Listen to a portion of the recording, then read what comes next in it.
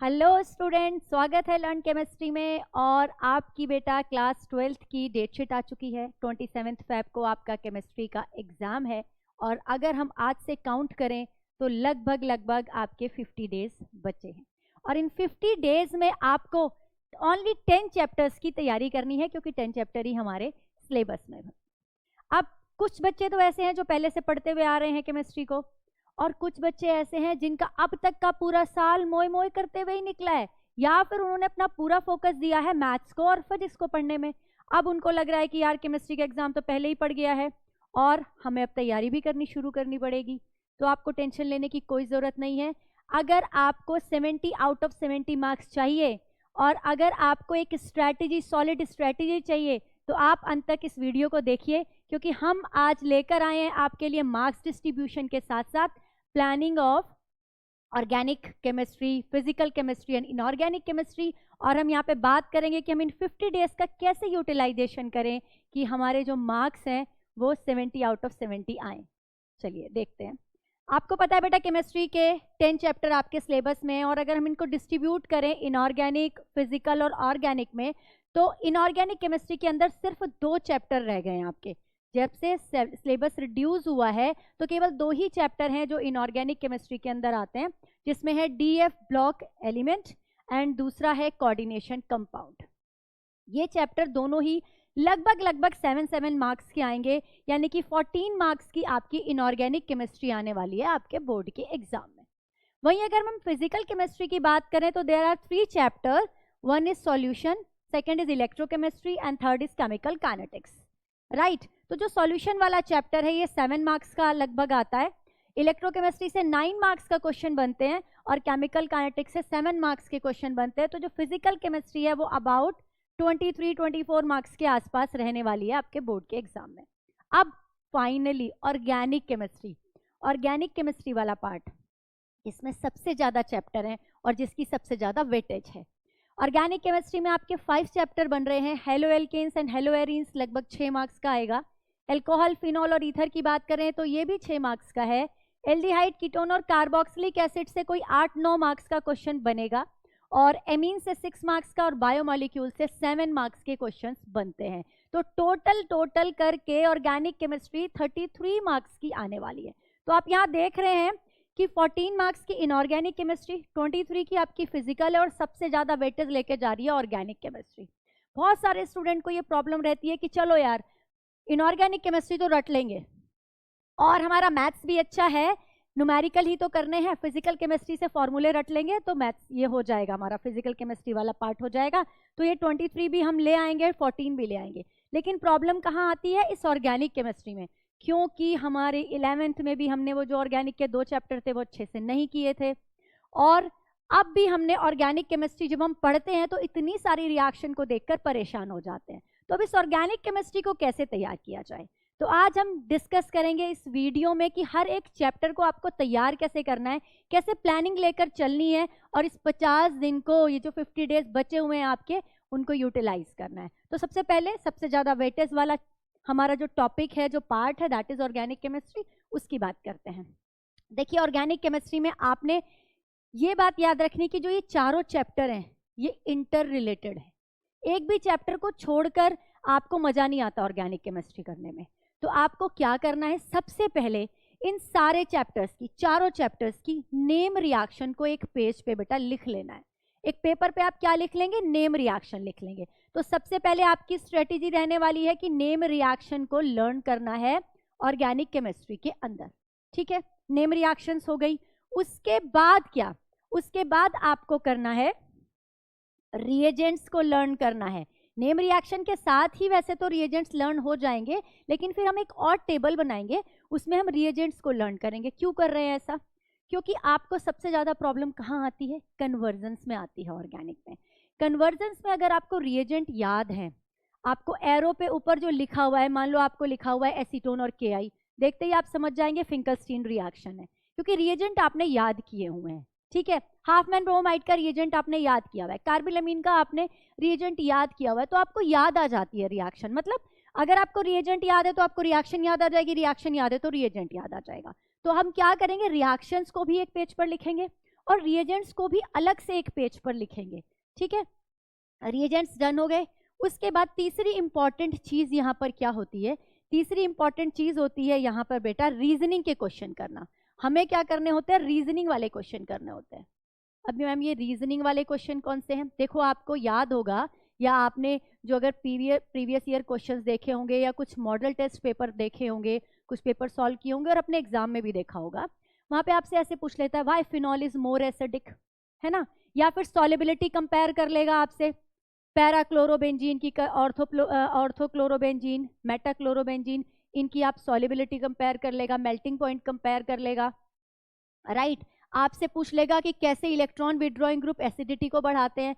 तो ये सारे जो क्वेश्चन है वो रीजनिंग के बनते हैं और आपको फिर रीजनिंग के हर एक चैप्टर से क्वेश्चन उठाने हैं। जैसे आप हेलो एल्केन्स के रीजनिंग के क्वेश्चन लेंगे, अल्कोहल फिनॉल से उठाएंगे, एल्डिहाइड कीटोन से उठाएंगे, एमीन से उठाएंगे, और ये सारे क्वेश्चन आप एक साथ रीजनिंग के सारे क्वेश्चन करेंगे। सब कुछ आपको एनसीईआरटी में मिलेगा।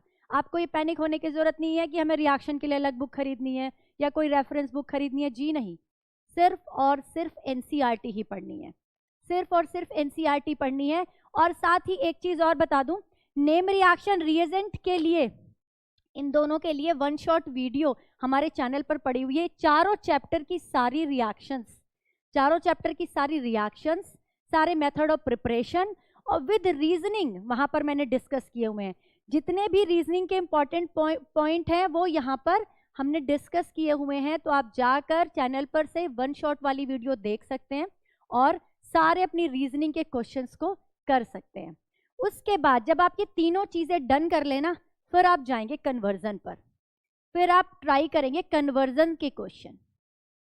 कन्वर्जन की वीडियो भी हमारे चैनल पर है, कैसे स्टार्ट करना है कन्वर्जन को, कैसे हमें जाना है स्टेप बाय स्टेप, ये मैंने वहां पर सिखाया है। आप इस वीडियो को भी देख सकते हैं, ये सब कुछ आपको हमारे चैनल पर मिल जाएगा। तो ये तो बात की हमने ऑर्गेनिक रिएक्शन में इन 4 चैप्टर की। ये चारों चैप्टर मैं बार बार कह रही हूँ इंटर रिलेटेड हैं, एक साथ लेकर चलना है। पहले एक साथ सबकी आप नेम रिएक्शन लिखो। क्यों कह रही हूँ ऐसा, सैंडमेयर रिएक्शन और गेटरमैन यहाँ पर भी मिलेगी, सैंडमेयर और गेटरमैन यहाँ पर भी मिलेगी, डाउस प्रोसेस यहाँ पर भी मिलेगी, डाउस प्रोसेस यहाँ पर भी मिलेगी। तो पहले आप सारी नेम रिएक्शन लिख लो, है ना। तो आपके लिए इस ऑर्गेनिक को करना काफी इजी हो जाएगा। फिर आपका एक चैप्टर बचता है ऑर्गेनिक में बायोमॉलिक्यूल्स। इसकी भी टेंशन लेने की जरूरत नहीं है, क्योंकि बायोमॉलिक्यूल्स में आपको 3 चीजें पढ़नी होती हैं। कार्बोहाइड्रेट्स पढ़ने होते हैं, 4 चीजें हैं, कार्बोहाइड्रेट्स है, प्रोटीन्स पढ़ना है, और आपको पढ़ने हैं विटामिन्स, साथ में आपको पढ़ना है आरएनए एंड डीएनए, ठीक है। कार्बोहाइड्रेट में आपको क्या पढ़ना है, कार्बोहाइड्रेट में आपको पढ़ना है ग्लूकोज और फ्रक्टोज की जो साइक्लिक है और जो फिशर प्रोजेक्शन वाली स्ट्रक्चर है वो आप बनाना सीख लेंगे।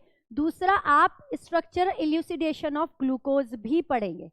यहाँ पर एक इंपॉर्टेंट क्वेश्चन रिड्यूसिंग कैरेक्टर वाला बनता है बेटा, उसके आने के चांसेस बहुत है। Reducing character of monosaccharide and disaccharide, ये आप जरूर करेंगे कार्बोहाइड्रेट में, टेस्ट जरूर करेंगे। अच्छा, यहाँ पर एक चीज और रह गया, 5th टेस्ट भी जरूर करेंगे ऑर्गेनिक केमिस्ट्री में इन चारों चैप्टर में। टेस्ट में कौन कौन से हैं आपके, टॉलेंस टेस्ट है, कार्बिलेमीन टेस्ट है, और आपका फेलिंग टेस्ट है, बेनेडिक्ट सॉल्यूशन का टेस्ट है, FeCl3 के साथ टेस्ट है, ये हिंसबर्ग रिएजेंट के साथ टेस्ट है। ये सारे टेस्ट भी आप करेंगे, टेस्ट में से भी क्वेश्चन जरूर आते हैं, ठीक है। तो ये पोर्शन 4 चैप्टर का हो गया और ये हमारा हो गया बायोमॉलिक्यूल। फिर बायोमॉलिक्यूल में हम प्रोटीन्स में जाएंगे, प्रोटीन में हम essential non essential amino acid की बात करेंगे। विटामिन्स में बेटे जितनी भी आपको एक चार्ट दे रखा है एनसीईआरटी में, बैक उसका जो लास्ट वाला पेज है उस पर दिया हुआ है, सिर्फ आपने वो डिजीज पढ़नी है, कौन से विटामिन से कौन सी डिजीज हो रही है। विटामिन में आपको सिर्फ इतना करना है। और आरएनए और डीएनए में आरएनए और डीएनए के फंक्शन, डीएनए की स्ट्रक्चर, इस पर फोकस करेंगे। तो ये हो गया हमारा बायोमॉलिक्यूल वाला चैप्टर, इससे हमें ये चीजें करनी है। तो ऑर्गेनिक हमारी ये 33 मार्क्स की है। और मैं आपको ये सजेस्ट करूंगी कि पहले आपने क्या करना है, स्टेप बाय स्टेप चलना है। आपको पता है कि आपको ऑर्गेनिक में थोड़ी दिक्कत आती है, ऑर्गेनिक का सिलेबस ज्यादा है, तो सबसे पहले स्टेप में हम क्या करेंगे, ऑर्गेनिक करेंगे, ठीक है। आपके पास 50 डेज हैं, इन 50 डेज में से आप 20 डेज में बेटा ऑर्गेनिक को खत्म कीजिए। 20 डेज भी इसलिए कह रही हूं कि अगर बीच में आपका कोई दिन कोई एग्ज़ाम भी है, भी प्री बोर्ड भी चल रहे हैं, प्रैक्टिकल भी स्टार्ट हो जाएंगे, दूसरे फिर आजकल शादियों का भी सीज़न है तो एक आधे दिन गैप हो सकता है, तो 20 डेज आप मैक्सिमम में इसको ख़त्म कर देंगे ऑर्गेनिक केमिस्ट्री को। उसके बाद आएंगे आप फिजिकल केमिस्ट्री पर, अभी बताती हूँ मैं उसकी स्ट्रैटेजी भी कैसे करनी है। 10 डेज में आपको फिजिकल केमिस्ट्री खत्म करनी है और 5 डेज में आपको खत्म करनी है अपनी इनऑर्गेनिक केमिस्ट्री। 2 ही चैप्टर है वहां पे, तो आपके टोटल कितने डेज हो गए? ये 35 डेज हो गए। 35 डेज में आपने खत्म कर लिए। साथ ही आप स्टार्ट कर देंगे सैंपल पेपर्स, राइट। साथ ही आप स्टार्ट कर देंगे सैंपल पेपर। मैम ये चीज कहाँ से करेंगे? पहली चीज एनसीईआरटी यूज करनी है, इसको तो भूलना नहीं है। बुक तो आपने एनसीईआरटी ही करनी है, एनसीईआरटी को ही मैं रेफर करूंगी। साथ ही आप रेफरेंस मटेरियल के तौर पर वीडियोस देख सकते हैं, आप मेरे चैनल पर जाकर देख सकते हैं और किसी चैनल पर जाकर देख सकते हैं। तो एनसीईआरटी प्लस वीडियोस, ठीक है, इनसे हम ये 35 डेज पढ़ेंगे। उसके बाद हम क्या करेंगे? उसके बाद हम करेंगे सैंपल पेपर्स। बहुत सारे सैंपल पेपर मार्केट में अवेलेबल हैं, सीबीएसई की साइट पर भी 1-2 सैंपल पेपर पढ़े। आपको उसके बाद क्वेश्चंस करने हैं। बाद के टाइम में आपको क्वेश्चंस करने हैं, और जो टॉपिक क्वेश्चन करते हुए आपको लग रहा है कि यहाँ पर मैं अटक रहा हूँ, ये क्वेश्चन मुझसे हुआ नहीं है, तो आपको वापस जाना है, उस टॉपिक को करना है और फिर से क्वेश्चन करना है, ठीक है। तो ये हो गई हमारी स्ट्रैटेजी फॉर 50 डेज। अब हम बात करते हैं कि ऑर्गेनिक तो हमने कर ली, ऑर्गेनिक तो हमने कर ली मैम। अब हम बात करें फिजिकल की। फिजिकल को कैसे करना है, जिसको हमने इन 10 डेज में खत्म करना है। तो फिजिकल के लिए आपको क्या करेंगे? सॉल्यूशन, इलेक्ट्रोकेमिस्ट्री, केमिकल काइनेटिक्स, पहले तीनों चैप्टर के फॉर्मूले एक पेज पर लिख लें, ठीक है। सबसे पहले क्या करेंगे? फॉर्मूला लिख लेंगे। जो इस चैप्टर में आने वाले फॉर्मूले हैं वो आप लिख लेंगे एक पेज के ऊपर। एक काम खत्म हो गया, न्यूमेरिकल वाला पार्ट हो गया। अब इसमें थ्योरी पर आते हैं। थ्योरी में अगर मैं बात करूं सॉल्यूशन वाले चैप्टर की, तो सॉल्यूशन वाले चैप्टर में सबसे ज़्यादा सिलेबस है। सॉल्यूशन वाले चैप्टर में आपको 3 से 4 दिन लग सकते हैं। सॉल्यूशन का सबसे ज़्यादा पोर्शन है और इम्पॉर्टेंट भी है। तो सॉल्यूशन में आपने क्या करना है? हेनरी लॉ और उसका एप्लीकेशन करना है, राउल्ट्स लॉ करना है, और राउल्ट्स लॉ के डेविएशन के एग्जाम्पल जो एनसीईआरटी में 2-2 एग्जाम्पल दे रखे हैं, positive deviation, negative deviation, ideal solution का example, positive azeotropic mixture, negative azeotropic mixture, ये आपको करना है सॉल्यूशन में से। और उसके बाद मिक्सचर करने के बाद, मिक्सचर के एग्जाम्पल करने के बाद आपको करनी है कॉलिगेटिव प्रॉपर्टीज। कॉलिगेटिव प्रॉपर्टीज आपको पता है 4 कॉलिगेटिव प्रॉपर्टीज हैं, आप फिर उनको करेंगे। लास्ट में आएंगे आप वांट ऑफ फैक्टर पे, वांट ऑफ फैक्टर पे आएंगे लास्ट में। अब यहाँ पर भी एक इंपॉर्टेंट क्वेश्चन बता देती हूँ जो बहुत बार एग्जाम में आता है कि advantage of osmotic pressure, advantage of osmotic pressure, osmotic pressure के क्या एडवांटेज हैं, हम उसे और कॉलिगेटिव प्रॉपर्टी की बजाय उसे क्यों यूज करते हैं, उसे क्यों प्रेफरेंस देते हैं। ये क्वेश्चन भी बहुत बार आता है सॉल्यूशन वाले चैप्टर में से।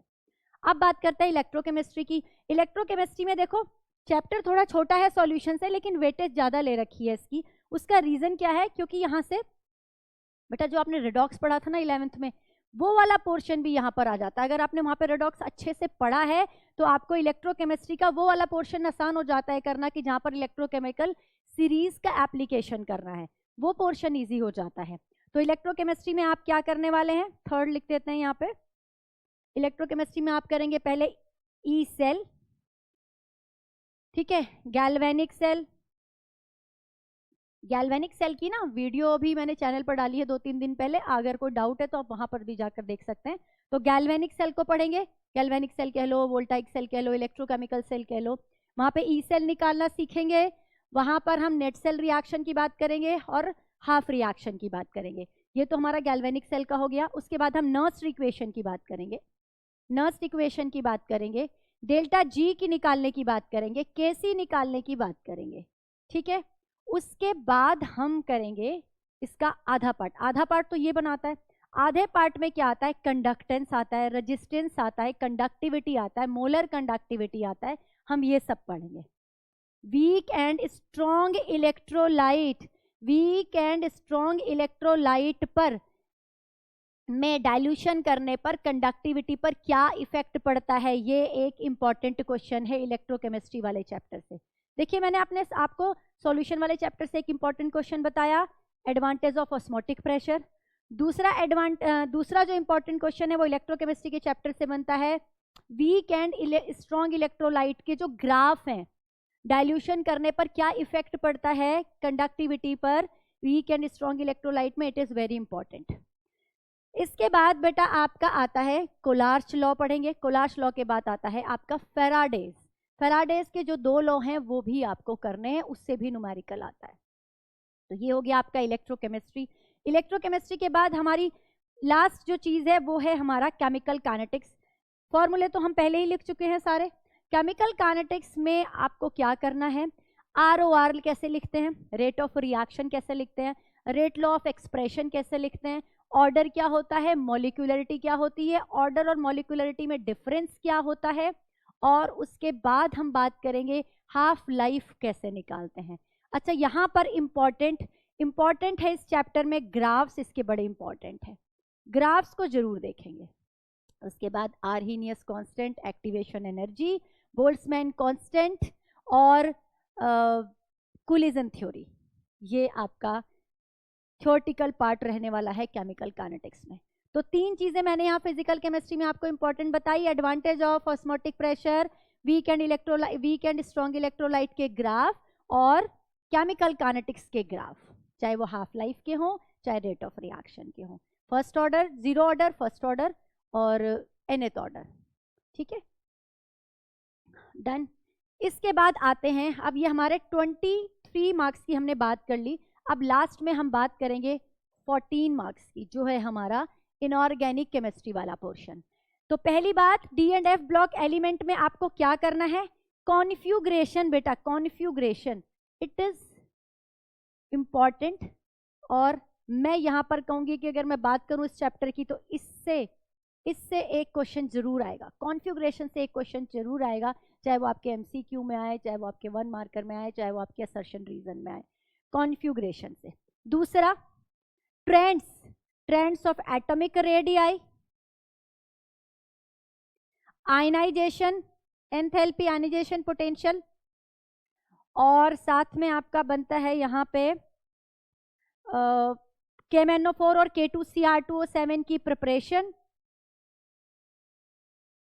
और बेटा इनकी जो रिएक्शन है एसिडिक मीडियम में, बेसिक मीडियम में एंड न्यूट्रल मीडियम में,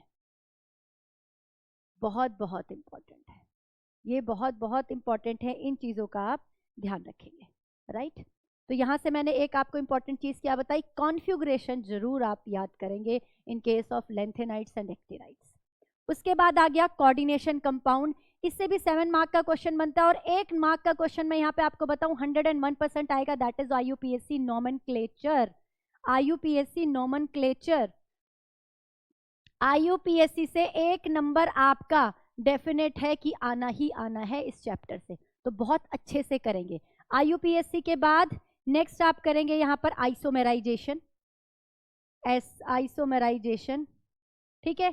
साथ में जो कोऑर्डिनेशन कंपाउंड में यूज होने वाली चीजें हैं, यूज होने वाली जो डेफिनेशन है, जैसे लीगेंड क्या होता है, एम्बिडेंट लीगेंड क्या होते हैं, साथ में आपकी डेंटिसिटी क्या होती है, होमोलेप्टिक और हेट्रोलेप्टिक कंपाउंड कौन से होते हैं, ये सारी चीजें भी आपको जरूर पढ़नी है। तो आइसोमेराइजेशन हो गया, इंपॉर्टेंट आपकी डेफिनेशंस हो गई, और उसके बाद है theories, Warner theory, Warners theory करेंगे, साथ में VBT करेंगे और CFT करेंगे। यहां से एक और न्यूमेरिकल, एक और क्वेश्चन जो बहुत जरूरी है, बहुत इंपॉर्टेंट है और जिसके आने के हैं चांसेस, वो है बेटा हाइब्रिडाइजेशन निकालना, मैग्नेटिक कैरेक्टर निकालना। एक ही क्वेश्चन में ये सारी चीजें पूछ लेता है, ऑप्शन में आ जाता है, कंपाउंड दे देगा आपको, आपसे पूछेगा उसका हाइब्रिडाइजेशन पूछ लेगा, मैग्नेटिक कैरेक्टर पूछ लेगा, मैग्नेटिक मूवमेंट क्या है ये पूछ लेगा, पैरामैग्नेटिक है, डायमैग्नेटिक है, ऐसे भी पूछ सकता है। और साथ में आपसे पूछेगा कि वहां पर जो कंपाउंड बन रहा है आउटर ऑर्बिटल कॉम्प्लेक्स है या इनर ऑर्बिटल कॉम्प्लेक्स है, हाई स्पिन है या लो स्पिन है, हाई स्पिन है या लो स्पिन है, ये चीज भी आपको याद रखनी है, ठीक है। और ये चैप्टर ना अपने आप में बहुत इंपॉर्टेंट है। यहाँ पे बहुत सारी टर्म्स हैं। देखिए कुछ चैप्टर ऐसे हैं जिनमें बहुत सारी टर्म्स याद करनी पड़ती हैं, जैसे कि कोऑर्डिनेशन हो गया, जैसे कि सॉल्यूशन हो गया, जैसे कि इलेक्ट्रोकेमिस्ट्री हो गया, और जैसे कि यहाँ पर aldehyde, ketone and carboxylic acid हो गया। मतलब ये चैप्टर ऐसे हैं कि बहुत ही वास्ट चैप्टर हैं, इसमें बहुत सारी रिएक्शन, बहुत सारे टेस्ट, क्योंकि 3-3 कंपाउंड आ रखे हैं, राइट। इलेक्ट्रोकेमिस्ट्री और सॉल्यूशन में भी बहुत सारी आप डेफिनेशंस पढ़ते हो। इसी तरह कोऑर्डिनेशन में भी आप बहुत सारी चीजें पढ़ते हो, क्योंकि 3 तो थ्योरी है बेटा, यहाँ पे वार्नर है, वीबीटी है और सीएफटी है। अच्छा, एक और इम्पॉर्टेंट चीज मैं यहाँ पर बताना चाहूंगी आपको। एक है यहाँ पे सबसे लास्ट में एनसीईआरटी का जो पेज है, इस चैप्टर के बिल्कुल लास्ट में आपको दे रखा है एप्लीकेशन ऑफ कोऑर्डिनेशन कंपाउंड, वो भी आप जरूर करेंगे। बायोलॉजिकल एप्लीकेशन दे रखा है, वो आप जरूर पढ़ेंगे। साथ ही आप पढ़ेंगे पाई एक्सेप्टर लिगेंड्स, पाई एक्सेप्टर लिगेंड्स, ये पढ़ेंगे। तो ये सारी चीजें अगर आप करेंगे, प्लानिंग से चलेंगे, स्ट्रैटेजी फॉलो करेंगे, तो डेफिनेटली आपके बहुत अच्छे मार्क्स आएंगे, और आपका जो फियर है केमिस्ट्री के लिए, स्पेशली ऑर्गेनिक केमिस्ट्री के लिए, वो जरूर दूर हो जाएगा। तो करना क्या है, पहले ऑर्गेनिक केमिस्ट्री की तैयारी करनी है, फिर हमको फिजिकल की करनी है, फिर हमको इनऑर्गेनिक की करनी है। ऑर्गेनिक के लिए पहले बता चुकी हूँ, चारों चैप्टर को एक साथ लेकर चलेंगे। फिजिकल केमिस्ट्री में भी इन तीनों चैप्टर के फॉर्मूले एक साथ एक पेज पर लिखेंगे। तो इस तरह से अगर मैं लिस्ट बनाने की बात करूं, तो आपको यहाँ पर कितनी लिस्ट बनानी है, एक आपको बनानी है नेम रिएक्शन की लिस्ट, एक आपको बनानी है रिएजेंट की लिस्ट, एक आपको बनानी है टेस्ट की लिस्ट, जो आपके कंफर्मेटरी टेस्ट होते हैं ना कंपाउंड्स के, उसकी लिस्ट बनानी है। तो अब हम बात करते हैं कि आपको लिस्ट बना के जो अपने स्टडी टेबल पर लगानी है वो कौन कौन सी है। पहला, नेम रिएक्शन की लिस्ट बनाएंगे। दूसरा, आप रिएजेंट्स की लिस्ट बनाएंगे। तीसरा, आप ऑर्गेनिक मॉलिक्यूल की टेस्ट की लिस्ट बनाएंगे। चौथा, एक आप फॉर्मूले की लिस्ट बनाएंगे। ये चारों लिस्ट मैंडेटरी हैं, आपको बनानी है और अपनी स्टडी टेबल पर चिपकानी है, जिससे कि ज़्यादा से ज़्यादा और जल्दी से जल्दी आपको याद हो जाए। इनऑर्गेनिक केमिस्ट्री के लिए भी आप एक लिस्ट बना सकते हैं, और वो है कॉन्फ्यूग्रेशन की लेंथेनाइड और एक्टिनाइड में। ठीक है, अगर हम इस तरह से तैयारी करेंगे तो हम अपने 50 डेज में केमिस्ट्री को बिल्कुल फोड़ के रख देंगे। तो बेटा पढ़ते रहिए ऐसे ही और बढ़ते रहिए। Thank you so much.